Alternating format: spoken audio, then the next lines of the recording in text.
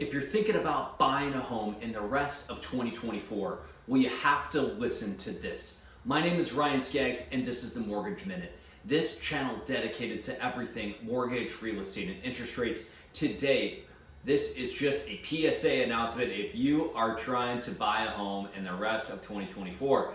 Because what I'm seeing in my mortgage business, talking with buyers every single day for almost the last 15 years, but what I'm seeing right now is very unique. And what is happening is, and this is in all markets, but specifically in the North Shore market here within the greater Chicagoland area, we are seeing multiple offers. We're seeing the housing prices continue to appreciate, and we're seeing properties go for over asking. Now, why is that happening? Before we get into that, make sure and click that subscribe button, click that like button, click that bell icon to be notified. Putting out weekly videos on the channel, again, on everything mortgage, real estate, and interest rates. Now, why is that happening? What we're seeing is a very short supply of inventory. No matter where you're at watching this video today, you're probably in a low inventory environment as well. There's very, very few balanced markets. What we mean by a balanced market, most real estate agents, most economists would say that we want to see 6 months of supply to be able to have a balanced market. Well, right now we're seeing closer to 2 to 3 months of supply, and we're actually kind of trending back down towards 2. So what that means is there are too many buyers for not enough houses. In 21 and 22, we saw that housing supply down to 1 to 1.5 months of supply. That's where we saw lines out the door. Here in greater Chicagoland, there were literal lines out the door for open houses with 40 people lined up, and they were going 1 in, 1 out, or maybe 2 in the property and then 2 out, and there was maybe 10 plus offers. Right now we're seeing an average of 4 plus offers on every property, again using data from around my area. We are also seeing over 40% of the homes sold for over asking price. So if you're looking at a property and it is going to sell within 30 days, meaning it's going to go under contract within 30 days, there is a really, really high potential or possibility that it's going to go for over asking price. Most properties that are going on and then getting off the market within 30 days, meaning again going contingent, a buyer goes under contract, they're going for over asking. And they're going for upwards of 5, 6, 7, 8% at times. So if you think about what the list price is, they're going for 105, 106, 107, 108% of what their actual list price. Now the average amount over list right now for all property types in all areas is roughly like 101%. But in some markets where, say, like single family homes, people may be moving up from the city in a condo and coming up to single family homes, we're seeing an even higher percentage.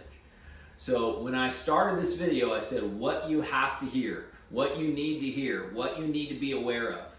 And I'm not suggesting that you have to go pay over asking price. That is not it. But what I am suggesting is you have to make quick decisions. What we're going to see for the rest of the year, and I make this point to basically all of my clients when we go through a loan consultation, is that during COVID and for the last maybe even 5 years plus, we have not kept up in terms of construction versus demand of what people for housing, right? So the demand for housing has increased and we have not kept up with that demand. So therefore we have a shortage of inventory. We have over 40% of homeowners that are free and clear of their mortgage. Do you think they're wanting to get into the market with an interest rate with a 6, 7, 8, whatever it is? You think if they're paid off that they want to go sell their house and buy something new? Probably not. They're going to wait a while. They're going to wait till it's, a little bit lower in terms of interest rate if they have to take a mortgage, right? If they don't have to take a mortgage, then these are the people that are putting their houses for sale and maybe downsizing. I'm seeing a lot of that happen in today's market where they're selling their higher end home and maybe the kids are off into school or off on their own now, and now maybe they're downsizing. But what I'm not seeing is those people that maybe have a paid off mortgage, a little bit older in life, or they have a ton of built up equity and a really low interest rate, putting their house for sale. And that is where that inventory shortage is coming. Now, my tip for you is you need to be talking with an experienced real estate agent if you're thinking about buying a home, to understand what your local market is, how that compares to what I'm explaining today, how it compares to the overall US market. So I could tell you that the average client that I'm talking to is putting in roughly 4 offers before one is getting accepted, right? So I'm seeing at least 4 offers made before something is accepted. So that right there should tell you that even when you put a very good price on something, that does not mean that you're going to get it, right? You are just up against a pretty fearsome buyers or sellers market and other buyers. Now, where do we see housing prices going? Where we see interest rates going later this year? Well, the Fed has basically told us that they're very concerned about inflation. We've seen higher inflation to start the year. With that higher inflation, guess what? Comes a lack of decrease in interest rates, because they're trying to control that. So we're likely going to see those lower interest rate projections that we saw, and I'll click a link above here. I'll link to a video that I did early in the year, talking about where interest rates are going. But with that said, we're going to likely see that push further into 25 than some of the projections said at the end of 24. All of those same projections, I think, would be roughly the same, but just pushing them forward on the timeline into later in 2025. So if you're thinking about waiting to buy a home, this is one of those things I talk with a lot of people. I want you to think about this hypothesis. See if you agree or disagree. I'd love to hear your comments below. Tell me if you think this is true.